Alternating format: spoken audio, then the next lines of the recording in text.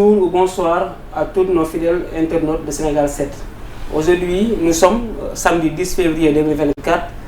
Nous sommes en direct avec Thomas Dietrich, qui est journaliste d'investigation français. Nous avons vu les vidéos virales à travers le net lors des manifestations à côté du groupe de presse Walfadjri, qui a vu sa licence a été retirée par un ministre. Également, qui a vu ses signaux qui ont été coupés. Thomas Dietrich, bienvenue au Sénégal. Nous vous passons le salut. Merci beaucoup et puis bonjour à tous les téléspectateurs. Vous êtes au Sénégal? Oui, je suis au Sénégal depuis lundi. Depuis lundi? Voilà, pour couvrir un petit peu la situation suite au report de l'élection présidentielle. D'accord. Nous allons parler en 15 minutes en show, dans un débat politique, également des arrestations. Également, on va parler des relations entre le Sénégal et la France. Donc, Thomas, par rapport aux libertés et les droits, hier nous avons vu une vidéo qui a fait le tour du monde. Vous étiez en train de parler avec des flics. On aimerait savoir quels ont été qu'est-ce qu'on peut retenir par rapport à vos discussions avec l'FDS. En fait, moi, on était devant le siège de Wolf, Wolf TV, donc vous savez que la licence a été retirée et le signal coupé. Ce qui est d'ailleurs fort regrettable. Et d'ailleurs, les forces de l'ordre gazaient, ont jeté des gaz lacrymogènes à l'intérieur de l'enceinte du bâtiment de Wolf, ce qui est quand même une atteinte inacceptable à la liberté de la presse. Et donc, il y avait des affrontements entre les jeunes et les forces de l'ordre. Et à un moment, les forces de l'ordre ont arrêté un manifestant et l'ont amené jusqu'au fourgon. D'ailleurs, je comprends pas le Wolof, mais je vais l'apprendre, mais le manifestant disait que moi, je rentrais juste chez moi, je manifestais même pas, et un policier a donné un coup de poing en rentrant dans le fourgon à ce jeune homme qui avait absolument rien fait et pas mérité ça. Et donc, je filmais la scène et j'ai dit, mais ça, c'est une violence inacceptable. Et à ce moment-là, il y a le supérieur du policier qui avait violenté le manifestant qui m'a appelé, qui m'a dit de venir. Donc, moi, je suis venu le voir et il m'a dit faut pas publier ça. Le chef de la police? Ouais, je ne sais pas si c'était le chef, en tout cas. Il t'a dit de ne pas publier la vidéo? Il m'a dit de ne pas publier en gros ce que tu viens de filmer, et je lui ai dit mais votre collègue il a frappé un manifestant, et il me répond non, il n'a pas frappé. Alors je lui demande mais pourquoi vous voulez m'empêcher de publier la vidéo? Et à ce moment-là il m'a donné une tape sur l'épaule et puis il m'a renvoyé parce que moi je suis journaliste et bien sûr je respecte la souveraineté du Sénégal, mais on est avant tout des êtres humains, et voir une personne se faire violenter par la police quoi qu'il ait fait, est pour moi inacceptable. Et donc je disais simplement aux policiers que c'était pas normal de violenter un manifestant, et si demain il y avait des journalistes sénégalais qui étaient en France, ils pourraient tout à fait le dire, parce que nous aussi en France on connaît des violences policières et parfois les manifestants souffrent de l'action de la police. Donc on pourrait le considérer comme étant une violation envers un individu par exemple? C'est très clair. De toute façon, quand on arrête un individu, cet individu n'était pas menaçant, il disait qu'il n'était même pas manifestant, qu'il rentrait chez lui. Visiblement, il a montré dans le fourgon aux policiers des documents qui prouvaient qu'il ne manifestait pas à ce moment-là. On ne peut pas violer comme ça un manifestant, lui donner un coup gratuit par derrière, dans le dos. Enfin, moi, j'ai trouvé ça assez choquant. Et malheureusement, ce n'est pas la seule violation des droits de l'homme et de la liberté de la presse que j'ai pu constater cette semaine au Sénégal. Au Sénégal. Donc on pourrait dire que la démocratie, les droits et les libertés au Sénégal sont bafoués, comme le disent le plus souvent à l'opposition sénégalaise. Alors effectivement, il y a peut-être un problème démocratique qui se pose actuellement au Sénégal.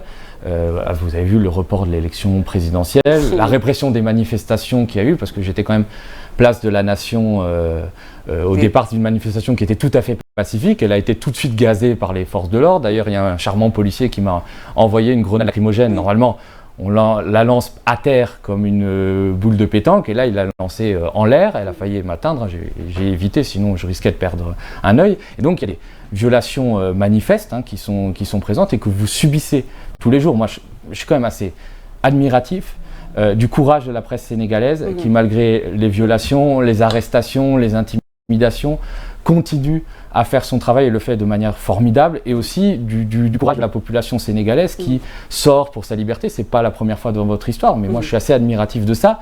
Et je regrette une chose, c'est que la dérive autoritaire de Macky Sall se fait avec la complicité de la France, d'Emmanuel Macron. Donc après, on va en revenir par rapport à notre quatrième question, mais on va rester toujours par rapport à la manifestation du Walfadjri. Nous avons également constaté sur le terrain, je ne pense pas si vous l'avez vu, des mineurs qui opéraient sur le terrain, qui étaient en confrontation avec les policiers. Alors moi j'ai une chose à dire, c'est-à-dire si la manifestation pacifique avait été autorisée et pas réprimée par les forces de l'ordre, à mon avis, il n'y aurait pas eu de problème. C'est le fait de réprimer systématiquement tout rassemblement pacifique qui fait qu'on en arrive à des scènes de confrontation. Et d'ailleurs, j'étais assez choqué par le titre de RFI, il me semble, « Heure entre forces de l'ordre et manifestants », comme si finalement c'était une bataille entre deux groupes. Non, c'est pas du tout... France 24. Oui, non, c'était RFI. C'est pas du tout la même chose. Il s'agit d'un soulèvement populaire, comme on peut le voir en Iran, et quand il s'agit de l'Iran, France 24 et RFI n'hésitent pas à dire que c'est un soulèvement populaire, de gens qui manifestent pour leurs droits et qui font face, évidemment, à une police qui réprime et qui est prête à tout pour maintenir le président Macky Sall. Il s'agit de la manipulation de la part de RFI. Alors, la France a ses intérêts en Afrique. Oui, on peut se poser la question. Est-ce que le fait que RFI titre de cette manière n'est-il pas justifié par le fait que, et j'en reviens toujours à ce point, Emmanuel Macron apporte un soutien à Macky Sall et il y a quand même une condamnation très limitée des violences qui sont faites contre les manifestants ou contre la presse. Moi, j'attends toujours le tweet de l'ambassade de France au Sénégal ou des Quai d'Orsay qui condamnent les violences d'hier. Moi, j'ai absolument rien vu. L'ambassade de France, à part faire des vidéos sur la CAN et tout ça, je pense qu'ils savent absolument rien faire. Ils se taisent et c'est regrettable pour un pays qui se dit la patrie des droits de l'homme. On est vraiment en dessous de tout et j'ai honte de l'action de mon pays en Afrique et particulièrement au Sénégal. Merci beaucoup Thomas. On va attaquer directement à la deuxième question par rapport aux journalistes qui ont été sur le terrain à la place de la Nation, Absa Anne et Mor Amar qui sont des journalistes sénégalais. Contrairement à vous, vous n'étiez pas été arrêtés, on vous avait pas arrêté, mais eux, ils ont été brutalisés et menacés. Alors, moi j'en reviens. Peut-être que les forces de l'ordre considèrent que je suis journaliste français et comme la France soutient Macky Sall, il ne faut pas me toucher. Moi, je regrette et je condamne les attaques et les violations et les violences qui sont faites contre mes confrères. Je trouve ça absolument scandaleux. Et je le redis encore, je suis admiratif du courage que vous déployez pour couvrir l'actualité et relater à l'ensemble des Sénégalais et au monde entier ce qui se passe au Sénégal. Il faut beaucoup de courage pour aller couvrir les manifestations et même pour manifester, ça je le sais, et je sais que peut-être que ma nationalité me protège d'une certaine manière, mais je sais qu'il y a des violations très graves de la liberté de la presse au Sénégal. Est-ce qu'on peut également dire, d'une façon par rapport à l'histoire, est-ce qu'il s'agit d'une complexité de la part des journalistes français aussi au Sénégal, d'autant plus qu'on est dans notre pays, mais on ne peut pas faire notre travail correctement. Contrairement à vous qui a filmé en direct les tortures qui ont été enregistrées. Moi, je le regrette. Peut-être qu'il y a une explication qui sera apportée par le ministère de la Sécurité et qui expliquera pourquoi on s'en prend uniquement aux journalistes sénégalais. C'est vrai que c'est une situation qui est déplorable parce que c'est votre pays. C'est vous qui êtes en première ligne, qui connaissez le mieux pour couvrir ce qui s'y passe. Nous, on est des journalistes étrangers, on vient au Sénégal, alors effectivement on s'imprègne, mais on n'est pas sénégalais.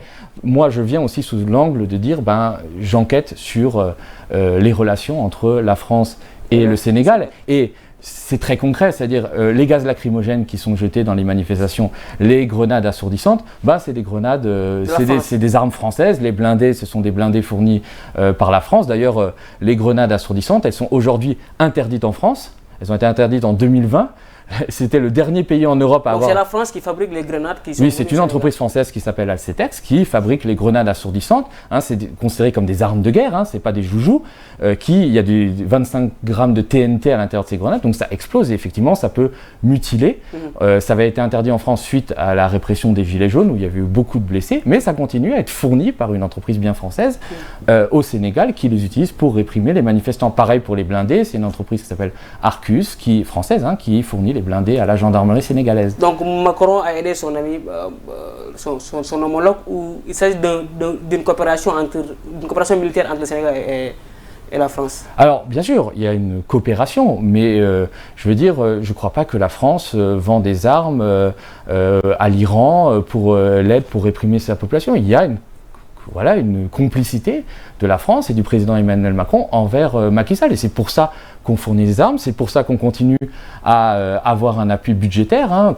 Mais pourquoi? Pour faire peur aux citoyens qui les révoltaient? C'est pas seulement pour faire peur, c'est pour maintenir un système de domination néocoloniale, ce qu'on appelle la France-Afrique. C'est pour maintenir la France-Afrique, c'est-à-dire c'est pour maintenir l'influence de la France au Sénégal, parce que évidemment la France est en perte de vitesse en Afrique, dans ce qu'elle a longtemps considéré comme son précaré africain. On on a décolonisé les pays africains, mais on a quand même maintenu une tutelle, qu'elle soit militaire, économique, ça a continué pendant des années, et il y a des pays qui commencent à s'en émanciper, et il y a d'autres puissances qui veulent concurrencer la France sur le terrain africain. On pense à la Russie, on pense à la Turquie, et la Chine, et évidemment la France a peur, perd de l'influence. Effectivement, elle s'est fait chasser du Mali, du Burkina, du Niger, et elle a peur aussi demain d'avoir un président qui viendrait au Sénégal qui ne serait pas favorable aux intérêts de la France. Parce qu'il faut quand même se rendre compte du poids économique de la France. Les entreprises françaises font 3 milliards d'euros, donc de 2000 milliards de francs CFA, si je ne me trompe pas, de chiffre d'affaires par an. Vous avez Total, vous avez Orange, vous avez Free, vous avez Auchan, vous avez les entreprises qui ont construit le TER, parce que le TER il a coûté quand même très cher, il a coûté 1 milliard d'euros, mais c'est des entreprises françaises qui se sont mis plein les poches, Eiffage, Thales, donc il y a un poids économique qui est très important. Il y a les forces françaises qui sont présentes au Sénégal. Vous avez 350 militaires français. L'armée française. Mais l'armée française, qu'est-ce qu'il fait, par exemple, au Sénégal? Alors, nous avons vu ce qui s'est passé dans d'autres pays du Sahel, au Mali, Burkina Faso.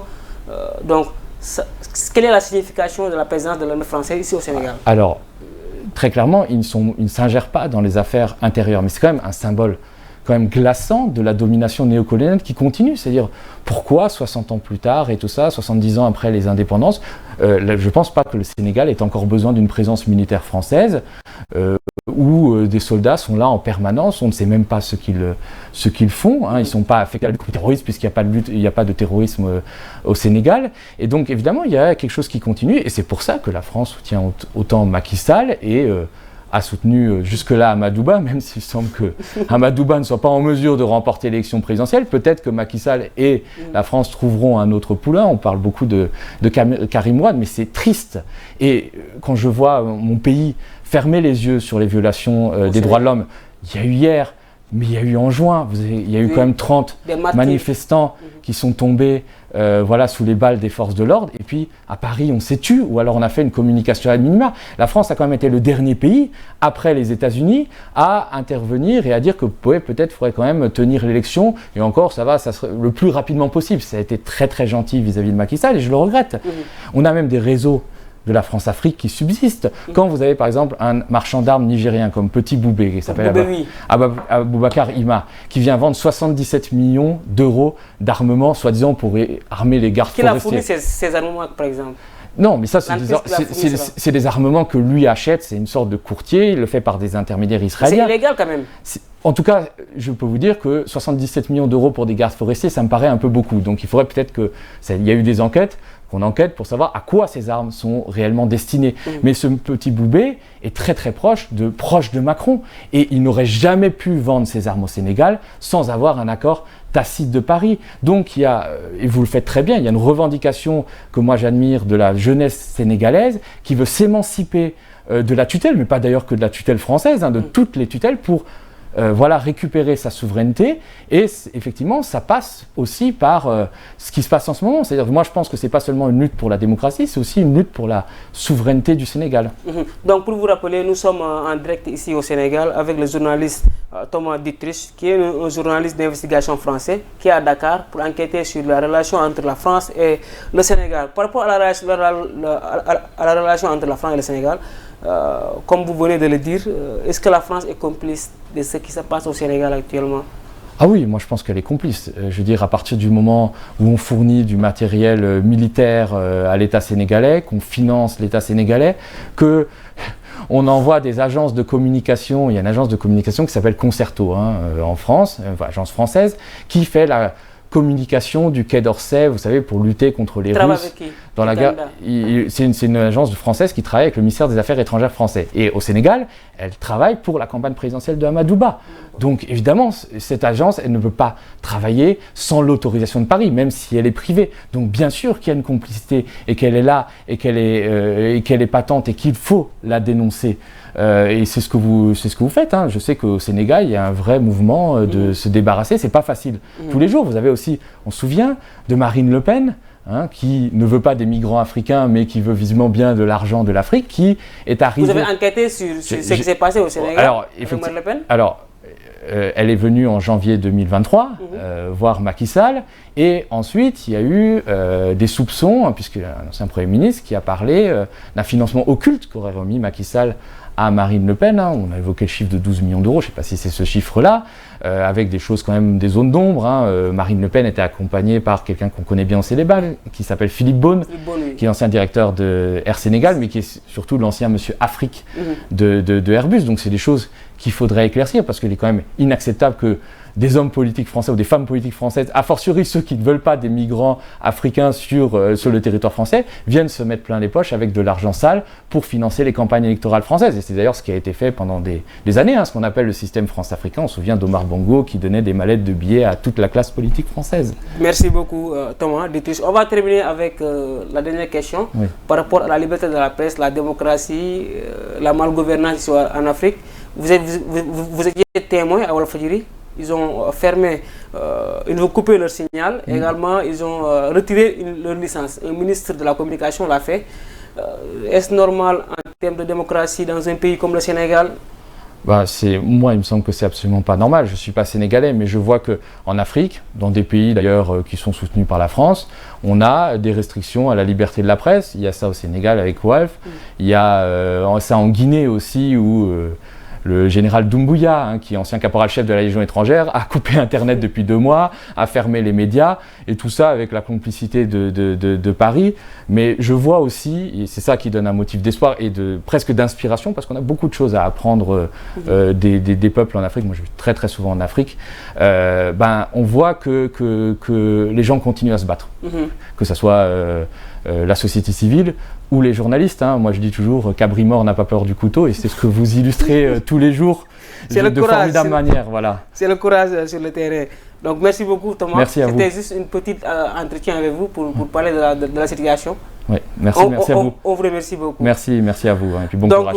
Merci beaucoup, chers internautes de Sénégal 7. C'était Thomas Dittrich, journaliste français d'investigation qui travaille sur les relations entre le Sénégal et la France. Cant ak ngërëm ñeel na leen, jërë ngeen jëf.